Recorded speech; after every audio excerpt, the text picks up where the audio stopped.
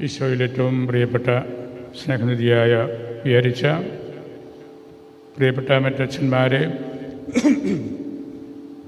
വാത്സല്യമുള്ള മാതാപിതാക്കളെ, സമർപ്പിതരെ, മണാങ്കൽ കുടുംബാംഗങ്ങളെ, ഏറ്റവും പ്രിയപ്പെട്ട കുഞ്ഞുമക്കളെ, നമ്മളുടെ ഈ ദേവാലയത്തിൽ ഇന്ന് ഒരു തിരുപ്പട്ട ശുശ്രൂഷയും പുത്തൻ കുർബാനയും നടക്കുകയാണ്. ധാരാളം വൈദികരും ഇൽമായക്കാരും സമർപ്പിതരുമെല്ലാം ഈ പ്രാർത്ഥന ശുശ്രൂഷയിൽ പങ്കെടുക്കുന്നുണ്ട്. വലിയ ക്രമീകരണങ്ങൾ ആണിവിടെയെല്ലാം ചെയ്തിരിക്കുന്നത്. നിങ്ങൾ പ്രാർത്ഥിച്ച് ഒരുങ്ങി കാത്തിരുന്ന ഒരു കാര്യമായിരുന്നു ഇത് എന്ന് വളരെ പ്രകടമാകുന്ന കാര്യങ്ങളെല്ലാം നമുക്ക് ദേവാലയത്തിന് പുറത്തും കാണാനായിട്ട് സാധിക്കും. ചരിത്രപ്രസിദ്ധമായ ഒരു ഇടവകയാണിത്. 375-ലധികം കുടുംബങ്ങളുണ്ട്. വലിയ പാരമ്പര്യം നിലനിർത്തുന്ന കുടുംബങ്ങളാണ്. ഭാഗ്യസ്മരണാർഹനായ വള്ളൂപ്പള്ളി പിതാവിൻ്റെ സ്ഥലമാണ്. പ്രമുഖരായ ഒട്ടനവധി വൈദികർക്കും സമർപ്പിത സഹോദരിമാർക്കും രാഷ്ട്രീയ ചിന്തകർക്കുമെല്ലാം പിറവി കൊടുത്ത സ്ഥലവും കൂടിയാണിത്. രൂപതയിലെ തന്നെ വളരെ പ്രാധാന്യത്തോടുകൂടി എക്കാലവും കരുതപ്പെടുന്ന ഒരു കേന്ദ്രമാണ് കുടക്കച്ചിറ സെൻറ്റ് ജോസഫ് ദേവാലയം. ഇവിടെ മാർ യോസേപ്പിനോട് ബന്ധപ്പെട്ട പ്രാർത്ഥനകളും ശുശ്രൂഷകളുമെല്ലാം ധാരാളമായിട്ട് നടക്കുന്നുണ്ട് എന്ന് നമുക്കൊക്കെ അറിയാം. ഇന്ന് യോഹന്നാൻ ശ്ലീഹായുടെ തിരുനാളാണ്, ഓർമ്മദിനമാണ്. ആ ദിനത്തിൽ തന്നെ നമ്മൾ മറ്റൊരു യോഹന്നാനെ ഇവിടെ കാണുകയും ദൈവത്തിന് സമർപ്പിക്കുകയും ചെയ്യുന്ന ദിവസമാണ്. മണാങ്കൽ ജോൺ വടവാതൂർ സെമിനാരിയിൽ വൈദിക പരിശീലനം നടത്തി ആ പഠന പരമ്പരയുടെ കാര്യങ്ങളെല്ലാം പൂർത്തിയാക്കി ഇന്ന് നമ്മോടുകൂടെ നമ്മുടെ രൂപതയ്ക്ക് വേണ്ടി തിരുപ്പട്ടം സ്വീകരിക്കാനായിട്ട്, അതും യോഹന്നാൻ ശ്ലീഹായുടെ തിരുനാൾ ദിവസം തന്നെ എന്നത് നമ്മെ സംബന്ധിച്ച് വളരെ പ്രാധാന്യമുള്ള കാര്യമാണെന്ന് ഞാൻ കരുതുകയാണ്. യോഹന്നാനെക്കുറിച്ച് കേട്ടിട്ടില്ലാത്തവരും പരിചയമില്ലാത്തവരും തിരുവചനങ്ങൾ വഴി ആരും തന്നെ കാണുകയില്ല. യോഹന്നാൻ സുവിശേഷകൻ വലിയ പ്രാർത്ഥനക്കാരനായിരുന്നു, മിഷണറിയായിരുന്നു, ഈശോയുടെ ഹൃദയം വായിച്ചെടുത്ത ശിഷ്യനായിരുന്നു. അമ്മയുടെ ഹൃദയരഹസ്യങ്ങൾ വായിച്ചെടുക്കുകയും അമ്മയെ വീട്ടിൽ കൊണ്ടുപോയി പാർപ്പിക്കുകയും ചെയ്തയാളാണ്. സ്ലീബായിൽ നിന്ന് രക്തവും ജലവും ഒഴുകുന്നത് കണ്ടവനാണ്. ആദ്യം ഓടി കല്ലറയിൽ എത്തിയവനാണ്. പെസഹാരാത്രിയിൽ മറ്റെല്ലാ ശിഷ്യന്മാരും ഒരു അപ്പക്കഷ്ണം മാത്രം കൈപ്പറ്റിയപ്പോൾ യോഹന്നാന് കർത്താവ് 2 അപ്പക്കഷ്ണങ്ങൾ കൊടുത്തു എന്ന വിശുദ്ധ പാരമ്പര്യം സമർത്ഥിക്കുന്നു. അതാണ് വിശുദ്ധ പുളിപ്പ്, വിശുദ്ധ മൽക്ക എന്നെല്ലാം അറിയപ്പെടുന്നത്. ഒരിക്കലും മരിക്കാത്ത സ്നേഹത്തിൻ്റെ ഉടമയായിട്ട് അറിയപ്പെടുന്നു. അടയാളങ്ങളുടെ സുവിശേഷം എഴുതി, വെളിപാടിൻ്റെ ഗ്രന്ഥമെഴുതി, മൗലിക സ്വഭാവമുള്ള ലേഖനമെഴുതി, ഇങ്ങനെ വളരെ തനിമയാർന്ന ഒരു സുവിശേഷകനാണ്, ഗ്രന്ഥകാരനാണ്. നമുക്ക് വലിയ വിസ്മയം തോന്നും ഈ സുവിശേഷകൻ്റെ സുവിശേഷവും വെളിപാട് ഗ്രന്ഥവും അതുപോലെ മറ്റ് അദ്ദേഹത്തെക്കുറിച്ചുള്ള പാരമ്പര്യങ്ങളുമെല്ലാം മനസ്സിലാക്കുമ്പോൾ. ഇന്ന് ഈ തിരുക്കർമ്മ ശുശ്രൂഷയിൽ യോഹന്നാൻ്റെ വെളിപാടിനെക്കുറിച്ച് 1-2 കാര്യങ്ങൾ നിങ്ങളുമായിട്ട് പങ്കുവയ്ക്കുകയാണ്. സുവിശേഷം താരതമ്യേന നമുക്ക് പരിചയമുണ്ട്. സുവിശേഷത്തിലെ അവസാനത്തെ തിരുവചനങ്ങളാണ് നമ്മൾ കേട്ടത്. അതിനു മുമ്പ് 1-2 കാര്യങ്ങൾ. വെളിപാട് ഗ്രന്ഥം യോഹന്നാൻ്റേതാണ്. അത് ദൈവിക വെളിപാടിൻ്റെ ഏറ്റവും അവസാനത്തെ കാര്യമാണ്. അതിൽ പറഞ്ഞിരിക്കുന്നതിനപ്പുറത്തേക്ക് പിന്നെ ഒന്നും വെളിപ്പെടുത്താനില്ല. ഇനിയൊരു വെളിപാട് നമ്മൾ പ്രതീക്ഷിക്കേണ്ടതുമില്ല. അപ്പോക്കാലിപ്സിസ് എന്ന വാക്കിൻ്റെ അർത്ഥം തന്നെ വെളിപാട് എന്ന് നമ്മൾ പറയുന്നത് unveiling, taking away of the വെയിൽ എന്നാണ്. അൺവെയിലിംഗ്, എല്ലാം തുറന്ന് എന്നാൽ പ്രതീകാത്മകമായിട്ട് നമ്മളോട് സംസാരിക്കുകയാണ്. ഖലിപ്ത്ര എന്ന ഗ്രീക്ക് വാക്കിൻ്റെ അർത്ഥം വെയിൽ എന്നാണ്, മറ എന്നാണ്. മറ മാറ്റി യോഹന്നാൻ ദൈവിക കാര്യങ്ങൾ വെളിപ്പെടുത്തുന്നതാണ് വെളിപാട് ഗ്രന്ഥം, ബൈബിളിലെ ഏറ്റവും അവസാനത്തെ ഗ്രന്ഥം. ഈ വെളിപാട് നമുക്ക് പറഞ്ഞു തരുന്ന കാര്യം, പഴയ കാര്യങ്ങളെല്ലാം കടന്നുപോയി, ഒരു ന്യൂനെസ് ഉദയം ചെയ്തു, എല്ലാം പുത്തനാക്കപ്പെടുകയാണ്. ഒരു ബർത്തിങ് പ്രോസസ്സ് നടക്കുന്നു. അത് പെയിൻഫുള്ളാണ്. ഒരു കുഞ്ഞിന് ജന്മം നൽകുക എന്നത് വേദനാജനകമായ കാര്യമാണ്. പക്ഷേ ബർത്തിങ് എന്നത് ജീവിതത്തിൽ ഏറ്റവും എല്ലാവരും പ്രതീക്ഷിക്കുന്ന ഒരു കാര്യമാണ്. ഒരു പുത്തൻ കുഞ്ഞ് ജനിക്കണം. ഈ ഓർഡിനേഷൻ ഒരു ബർത്തിങ് പ്രോസസ്സാണിവിടെ. ഒരുപാട് വർഷങ്ങളിലെ പഠനവും പരിചിന്തനവും ആലോചനയും എല്ലാം കഴിഞ്ഞ് ഒരു പിറവി ഇവിടെ നടക്കുകയാണ്. നമ്മുടെ ജോണ് ഒരു പുത്തൻ അച്ഛനായിട്ട്, സുവിശേഷകൻ്റെ പേരുള്ള അച്ഛനായിട്ട് മാറുകയാണ്.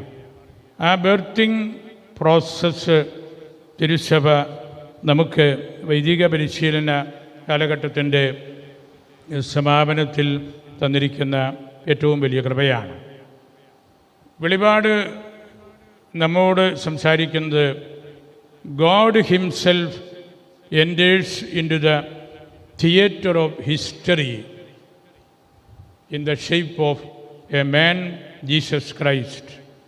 അതാണ് ഈശോ മിശിഹായുടെ രൂപത്തിൽ ദൈവം ലോകത്തിലേക്ക് കൂടുതൽ സാന്നിധ്യത്തോടുകൂടി പ്രവേശിച്ചിരിക്കുകയാണ്. ആത്യന്തികമായിട്ട് വെളിപാട് ഗ്രന്ഥം മിശിഹായുടെ ചരിത്രമാണ്, ഈശോയുടെ ചരിത്രമാണ്. അവിടെ വെളിപ്പെടുത്തുന്നത് ഒരു ഡിവൈൻ ഡ്രാമയാണ്. ദൈവത്തെ എല്ലാത്തിൻ്റെയും കേന്ദ്രസ്ഥാനത്ത് നിർത്തുകയാണ്. ഈശോയുടെ ചരിത്രമാണെന്ന അതേ കാരണം കൊണ്ട് തന്നെ സഭയുടെ ചരിത്രവുമാണ്. വെളിപാട് ഗ്രന്ഥം സഭയുടെ നിർണായകമായ ഒരു കാലഘട്ടത്തിൽ എഴുതപ്പെട്ട ഗ്രന്ഥമാണ്. ഗ്രന്ഥകർത്താവ് യോഹന്നാന് തടവിൽ പത്മോസിൽ താമസിക്കുന്ന കാലഘട്ടം, അദ്ദേഹം പ്രാർത്ഥിച്ച് ദൈവത്തോട് സംസാരിച്ചുകൊണ്ടിരിക്കുന്ന ആ കാലയളവിൽ എഴുതിയ ഗ്രന്ഥമാണ്. അതുമൂലം സഭയുടെ ചരിത്രത്തിലെ നിർണായകമായ നിമിഷങ്ങളാണ് ഈ വെളിപാട് ഗ്രന്ഥം നമ്മോട് സംസാരിക്കുന്നത്. വാസ്തവത്തിൽ വെളിപാട് റെവലേഷൻ പുസ്തകം എഴുതപ്പെട്ടിരിക്കുന്നത് എല്ലാ കാലത്തെയും എല്ലാ ക്രൈസ്തവരെയും എല്ലാ മനുഷ്യരെയും ഉദ്ദേശിച്ചാണ്. ഒരു പ്രത്യേക കാലത്തെ സഭാ പീഡനങ്ങൾ മാത്രമല്ല അവിടുത്തെ സംസാര വിഷയം. ആ പുസ്തകത്തിൻ്റെ പ്രാധാന്യം, വാല്യൂ പെരേന്യലാണ്, എക്കാലത്തേക്കുമുള്ളതാണ്. അതിൻ്റെ സാഹിത്യശൈലി യൂണിവേഴ്സലാണ്, സാർവത്രികമാണ്. അതിൻ്റെ വീക്ഷണം ദൈവോന്മുഖമാണ്, സ്വർഗത്തെ ലക്ഷ്യമാക്കിയുള്ളതാണ്. വെളിപാട് പുസ്തകം കഴിഞ്ഞ കാലത്തെ ചരിത്രം മാത്രമല്ല, ഭാവിയെക്കുറിച്ചുള്ള ചരിത്രവുമല്ല, ലോകത്തിൻ്റെ അവസാനത്തെക്കുറിച്ചുള്ള ചരിത്രവും മാത്രമല്ല, ഇപ്പോഴത്തെ കാര്യത്തെക്കുറിച്ചാണിത് പറയുന്നത്. It is present to us right now. ഇവിടെ ഈ നിമിഷത്തിൽ നമ്മളോടത് സംസാരിക്കുകയാണ്. സഭയുള്ളിടത്തോളം കാലം ഈ വെളിപാടിന് വലിയ പ്രസക്തിയുണ്ട്. വെളിപാട് പുസ്തകത്തിൽ പറഞ്ഞിരിക്കുന്ന എല്ലാ കാര്യങ്ങളും ഇപ്പോഴും സംഭവിക്കുന്നുണ്ട്. അത് 2000 വർഷങ്ങൾക്ക് മുമ്പ് നടന്ന സഭയുടെ ഒരു പീഡന ചരിത്രം മാത്രമല്ല, ഇന്നും ഒട്ടും വ്യത്യസ്തമല്ല എന്ന് നമുക്കറിയാമല്ലോ. എക്കാലത്തെയും വിജയം കർത്താവിനോടുകൂടി നമ്മൾ നിൽക്കുമ്പോഴാണ് ബലിവസ്തുവും ബലിയർപ്പകനും തമ്മിൽ വ്യത്യാസമില്ലാതെ വരുമ്പോഴാണ്. പെട്ടെന്ന് നമുക്ക് തോന്നും വെളിപാട് ഗ്രന്ഥം പ്രപഞ്ചത്തിൻ്റെ നാശമാണ് പറയുന്നതെന്ന്. പ്രപഞ്ചത്തിൻ്റെ നാശമല്ല, പ്രപഞ്ചത്തിൻ്റെ സമഗ്രമായ ഒരു നവീകരണമാണ് വെളിപാട് ഗ്രന്ഥകർത്താവ് വിവക്ഷിക്കുന്നത്. സമഗ്രമായിട്ടുള്ള ഒരു വെളിപാട്. ആ വെളിപാടിനെ അദ്ദേഹം ഈശോയുടെ ഉത്ഥാനവുമായിട്ട് കൂട്ടിച്ചേർക്കുകയാണ്. John is letting us don't cling to the values of the world that has been shaken by the earthquake of the resurrection. ഉത്ഥാനം എന്ന ആ ഭൂമി കുലുക്കം അത് നമ്മളെല്ലാവരെയും കുലുക്കി. വെളിപാടിലൂടെ യോഹന്നാൻ നമ്മളെ പഠിപ്പിക്കുന്നത് ഉത്ഥാനമെന്ന ആ ഭൂമി കുലുക്കത്തിൻ്റെ സവിശേഷതയാണ്. അത് സ്ലീവായുടെ സവിശേഷതയാണ്. ഈശോയുടെ തനിമയാണ് നമ്മെ പഠിപ്പിക്കുന്നത്. ആ തനിമയിലേക്ക് നിരന്തരമായിട്ട് നീങ്ങാനായിട്ട് നമ്മോട് ആവശ്യപ്പെടുകയാണ്. വിശുദ്ധനായ അംബ്രോസ് എഴുതി, നീ എവിടെയാണ് മാമോദിസ സ്വീകരിച്ചത് എന്ന് കാണുക. മിശിഹായുടെ കുരിശിൽ നിന്നാണ്, അവിടുത്തെ മരണത്തിൽ നിന്നാണ്. അല്ലാതെ എവിടെ നിന്നാണ് മാമോദിസ വരുന്നത്? അവിടെയാണ്, സ്ലീവായിലാണ് ദിവ്യരഹസ്യം. സ്ലീവായിൽ നിന്നാണ് രക്തവും വെള്ളവും ഒഴുകുന്നത് യോഹന്നാൻ കണ്ടത്. യോഹന്നാൻ്റെ പ്രത്യേകത അതാണ്. നമ്മൾ ആരെങ്കിലും ആണെങ്കിൽ അത്രയും ശ്രദ്ധിക്കുമോ? കുരിശുമരണത്തിൻ്റെ സമയത്ത് ആണിപ്പഴുതുകളിൽ നിന്ന് രക്തം ഒലിച്ചു എന്ന് നമ്മൾ പറയും. കണ്ടാൽ അത്രയും കാഴ്ച നമുക്കുണ്ടാകും എന്ന് നമ്മൾ വിചാരിക്കേണ്ടതില്ല.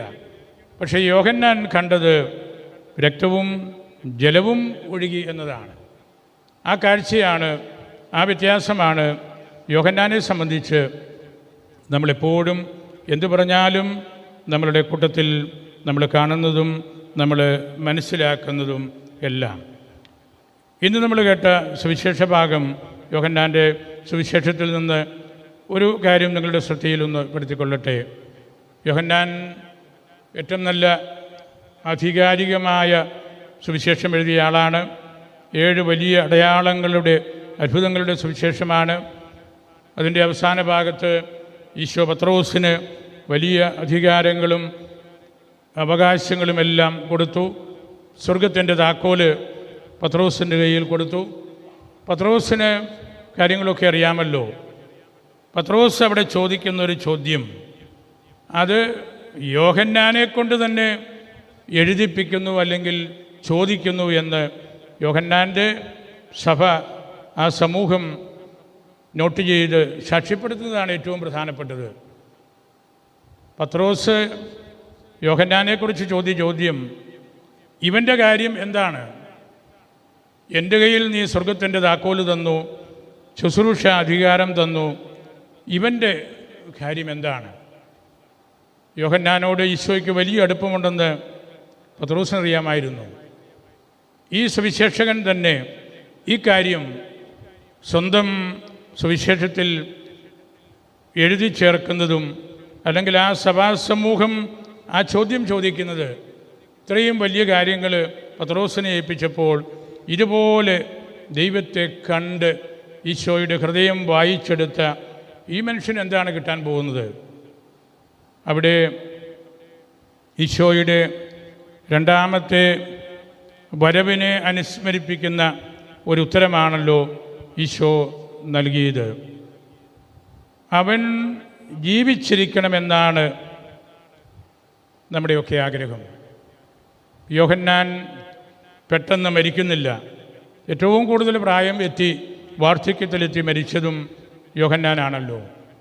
അവൻ ജീവിച്ചിരിക്കണമെന്നാണ് എൻ്റെ ആഗ്രഹം, അല്ലെങ്കിൽ നമ്മുടെ ആഗ്രഹം, യോഹന്നാനെ സ്നേഹിക്കുന്ന സമൂഹത്തിൻ്റെ ആഗ്രഹം. റിമെയിൻ, യോഹന്നാൻ നിലനിൽക്കട്ടെ. മെനൈൻ എന്ന് ഗ്രീക്ക് ഭാഷയിലും പറയുന്നു. എലൈവായിട്ട് യോഹന്നാൻ അവിടെ നിൽക്കട്ടെ. പക്ഷേ അവിടെ കൊണ്ട് ഈശോ നിർത്തിയില്ല. യു ഫോളോ മീ, നീ എന്നെ അനുഗമിക്കുക. ഞാൻ കുരിശിൽ തൂക്കപ്പെട്ടവനാണ്, കുരിശിൽ തറയ്ക്കപ്പെട്ടവനാണ്. You follow me, let Yohannan be alive. നീ എന്നെ അനുഗമിക്കുക, എൻ്റേതുപോലെയുള്ള ഒരു കുരിശുമരണം വരിക്കുക. അവൻ ജീവിക്കട്ടെ, യോഹന്നാൻ ജീവിക്കട്ടെ. യോഹന്നാൻ കുറേ നാൾ കൂടെ ഇവിടെ ഈ ലോകത്ത് കഴിയട്ടെ. എൻ്റെ രണ്ടാമത്തെ വരവ് വരെ അവൻ നിൽക്കട്ടെ. നമ്മൾ സുവിശേഷങ്ങളുടെ അകക്കാമ്പെല്ലാം മനസ്സിലാക്കുമ്പോൾ, അല്ലെങ്കിൽ അതിനെ പരിശ്രമിക്കുമ്പോൾ നമുക്ക് മനസ്സിലാകുന്നൊരു കാര്യം, പത്രോസിൻ്റെ പ്രാമുഖ്യമോ യോഹന്നാന് രണ്ടാം സ്ഥാനമോ മാത്രമേ ഉള്ളൂ എന്ന് പറയാനല്ല. യോഹന്നാൻ്റെ കാര്യം പത്രോസിൻ്റെ കാര്യത്തിൽ നിന്ന് വ്യത്യസ്തമായ ഒരു കാര്യമാണ് എന്നത്രേ. പത്രോസുണ്ടോ സുവിശേഷം എഴുതി, പത്രോസുണ്ടോ വെളിപാട് എഴുതി.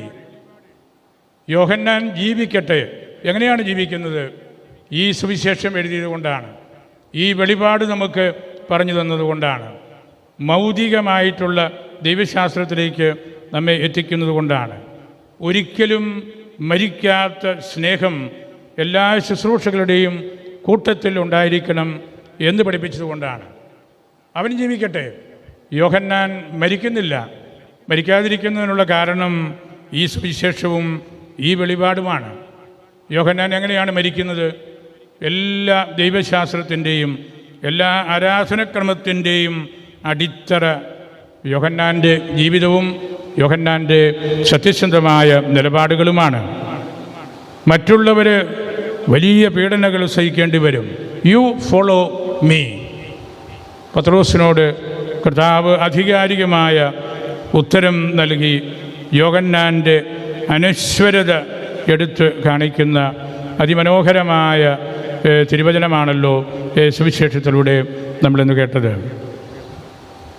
യോഹന്നാൻ മനസ്സിലാക്കിയിരുന്നു, ഏറ്റവും നല്ല ആരാധകൻ ഈശോയാണ്. ഈശോയാണ് നല്ല ലിറ്റർജിസ്റ്റ്. ഒരു വൈദികൻ്റെ ആത്യന്തികമായിട്ടുള്ള ഗുണമേന്മ ദൈവാരാധനയിൽ നല്ല താല്പര്യമുള്ള വ്യക്തിയായിരിക്കണം എന്നത് തന്നെയാണല്ലോ. ലിറ്റർജിയും സെറിമണിയും തമ്മിൽ വേർതിരിച്ച് കാണണം. യോഹന്നാൻ നമ്മെ പഠിപ്പിക്കുന്നതും അതാണ്. വലിയ ഒച്ചപ്പാടുകൾ, ആഘോഷങ്ങൾ, പുറം മോടികൾ, അതൊന്നുമല്ല ഒരു ലിറ്റർജിയുടെ തനിമ എന്ന് പറയുന്നത്. ആന്തരികതയ്ക്ക് പ്രാധാന്യം കൊടുക്കാതെ ബാഹ്യകാര്യങ്ങളിൽ ഊന്നൽ കൊടുക്കുമ്പോൾ ലിറ്റർജിയുടെ ചൈതന്യം നഷ്ടപ്പെടും. ലിറ്റർജി മരിക്കരുത്, നശിക്കരുത്. യോഹന്നാൻ ഒരിക്കലും മരിക്കുന്നില്ല. എല്ലാ ലിറ്റർജികളുടെയും അടിസ്ഥാനം യോഹന്നാൻ്റെ സുവിശേഷവും വെളിപാടുമാണ്. Liturgy is more than ceremonies. Liturgy ബാഹ്യ ആഘോഷങ്ങളെക്കാൾ വലുതാണെന്ന് ഓരോ അച്ഛനും ഓരോ നിമിഷവും മനസ്സിലാക്കിയെടുക്കണം. അല്ലാത്തിടത്തോളം കാലം ലിറ്റർജി കേവലം റിച്വലിസവും അതിനോട് ചേർന്നുള്ള റൂബ്രിസിസവുമായിട്ട് ചെറുതായിട്ട് കണക്കാക്കപ്പെടും. ലിറ്റർജി ജീവിക്കുന്ന ദൈവശാസ്ത്രമാണ്. യോഹന്നാനെ പോലെയാണ്. പരിശുദ്ധ ത്രിത്വം, ഈശോ മിശിഹ, റൂഹാദ കുദിശ, പരിശുദ്ധ സഭ, ഉദാശകൾ, മർത്തമറിയം, രക്തസാക്ഷിത്വം, വിശുദ്ധന്മാർ, ഇതൊക്കെയാണ് ലിറ്റർജിയുടെ വിഷയങ്ങൾ. യോഹന്നാൻ്റെയും വിഷയങ്ങൾ അതൊക്കെ തന്നെയാണ്. ലിറ്റർജിയെക്കുറിച്ചുള്ള ദൈവശാസ്ത്രപരമായ ജ്ഞാനമാണ് എല്ലാ അച്ഛന്മാർക്കും കൂടുതലായിട്ട് ഉണ്ടാകേണ്ടത്. ഒരു റീത്തിനെ സഭാത്മകമായിട്ട് കാണുമ്പോഴാണ് ലിറ്റർജിയെ ദൈവശാസ്ത്രപരമായിട്ട് കാണാൻ നമുക്ക് സാധിക്കുന്നത്. പലപ്പോഴും ലിറ്റർജിക്കൽ നവീകരണങ്ങൾ അതിൻ്റെ ഉറവിടങ്ങളിലേക്ക് എത്താതെ വഴിമുട്ടി പോയിട്ടുണ്ട്. ഇംഗ്ലീഷ് ഭാഷയിൽ പറയുമല്ലോ, to say the mass, to say the Qurbana. Oriental ട്രഡീഷനിൽ എപ്പോഴും, അതും യോഹന്നാൻ്റെ സുവിശേഷത്തിൽ നിന്നും വെളിപാടിൽ നിന്നും വരുന്നതാണ്, നമ്മൾ പറയുന്നത് ടു പ്രേ ദ മാസ് കുർബാന എന്നാണ്. ടു പ്രേ ദ കുർബാന, കുർബാന ചൊല്ലുകയല്ല, കുർബാന പ്രാർത്ഥിക്കുകയാണ്. അങ്ങനെ പ്രേയിങ് ദ കുർബാന അല്ലെങ്കിൽ ലിറ്റർജി നമ്മുടെ എല്ലാവരുടെയും ഹൃദയത്തിൻ്റെ ഭാഷയായിട്ട് മാറുമ്പോഴാണ് ഒരിക്കലും മരിക്കാത്ത യോഹന്നാൻ്റെ സ്നേഹം, ഈശോയെക്കുറിച്ചുള്ള ആത്യന്തികമായ വെളിപാട് എല്ലാം നമുക്ക് ഹൃദയത്തിൽ സൂക്ഷിക്കാനായിട്ട് സാധിക്കുന്നത്. സഭയുടെ പാരമ്പര്യത്തിൻ്റെ മുഖ്യധാര ശക്തി ലിറ്റർജിയാണ്. ബൈബിളിലെ ദൈവവചനത്തിൻ്റെ രൂപവും ശക്തിയും ലഭിച്ചത് പരിശുദ്ധ റൂഹായിൽ നിന്നാണ്. ആ റൂഹ തന്നെയാണ് വിശുദ്ധ പാരമ്പര്യത്തെയും വിശുദ്ധ ലിറ്റർജിയെയും കാത്ത് സൂക്ഷിക്കുന്നത്. അതിൻ്റെ കാവൽക്കാരനും അത് ഉൾക്കൊള്ളുന്ന അതിസമ്പന്നമായ ദൈവശാസ്ത്രം ഒരിക്കലും നഷ്ടപ്പെടുത്താതെ സൂക്ഷിക്കാനും നല്ല ലിറ്റർജിക്കൽ സെലിബ്രേഷൻ വഴി എന്നും നവമായ സുവിശേഷവൽക്കരണം, ന്യൂ ഇവാഞ്ചലൈസേഷൻ നടത്താനും നമുക്ക് സാധിക്കണം. ഈ പരിശുദ്ധമായ നിമിഷത്തിൽ യോഹന്നാൻ്റെ തിരുനാൾ ദിവസം നമ്മുടെ ഇടവകയിൽ നിന്ന് നമ്മളുടെ ജോണിനെ പരിശുദ്ധ തിരുപ്പട്ടം നൽകി സഭ ഇന്ന് ഹൃദയത്തിലേക്ക് എടുക്കുമ്പോൾ യോഹന്നാൻ്റെ ആ സവിശേഷതകളെല്ലാം കാത്തു സൂക്ഷിക്കാൻ അദ്ദേഹത്തിന് സാധിക്കട്ടെ എന്നാണ് നമ്മുടെ പ്രാർത്ഥന. വടബാദൂർ സെമിനാരിയിലെ പരിശീലന കാലഘട്ടത്തിൽ വളരെ നല്ല മികവ് കാണിച്ചു ഒരു ശമാശനാണ് ജോൺ മണാങ്കൽ. വിശുദ്ധ ഗ്രന്ഥത്തെക്കുറിച്ചുള്ള കൂടുതലായ അറിവ്, നല്ല ഡിസിപ്ലിൻഡായ പെരുമാറ്റം, നല്ല ഒരു നേതൃത്വം, നല്ല സഭാത്മകമായ പൗരസ്ത്യ സഭകളെക്കുറിച്ചുള്ള അറിവ്, നല്ല വൊക്കേഷണൽ മോട്ടിവേഷൻ, വിളിയെക്കുറിച്ചുള്ള ആഴമായ അറിവ്, കൂടുതൽ സമയം, കൂടുതൽ മണിക്കൂർ പ്രാർത്ഥനയിലിരിക്കാനുള്ള ആ ഒരു സവിശേഷത, വളരെ വിശ്വസ്തയോടുകൂടിയ ഏറ്റവും കുലീനത്വമായ രീതിയിൽ പൊളൈറ്റ് ആൻഡ് ജെൻറ്റിലായിട്ട് നീങ്ങാനുള്ള ആ ഒരു സവിശേഷത, ടീം വർക്കിനുള്ള പ്രത്യേകത, സുറിയാനി ഭാഷയോടുള്ള താല്പര്യം, ഇതെല്ലാം ഞാൻ പറയുന്നതല്ല, അദ്ദേഹത്തെ പഠിപ്പിച്ച റക്ടച്ചനും അദ്ദേഹത്തിൻ്റെ സഹപ്രവർത്തകരായ വൈദികരും എഴുതി തന്ന കാര്യമാണ്. ഇങ്ങനെയെല്ലാം എഴുതി തന്നുകൊണ്ടാണ് നമുക്ക് ഈ പട്ടം കൊടുക്കാൻ പറ്റുന്നത്. അല്ലെങ്കിൽ വേറെ വല്ല ജോലിയിലേക്കും പ്രവേശിക്കേണ്ടി വന്നേനെ. ഈ ശമാശനെക്കുറിച്ച് അദ്ദേഹത്തെ നന്നായിട്ടറിയാവുന്ന മേക്കാട്ട് കുന്നേലച്ചൻ പ്രസിഡൻറ്റ് നമ്മുടെ കൂട്ടത്തിൽ ഉണ്ട്, ഇതിൻ്റെ ആർച്ച് ഡീക്കനായിട്ട്. അവരുടെ അഭിപ്രായമാണ്. അതെല്ലാം വാസ്തവത്തിൽ വിശുദ്ധ യോഹന്നാൻ ശ്ലീഹായോട് ചേർന്ന് പോകുന്ന കാര്യമാണ്.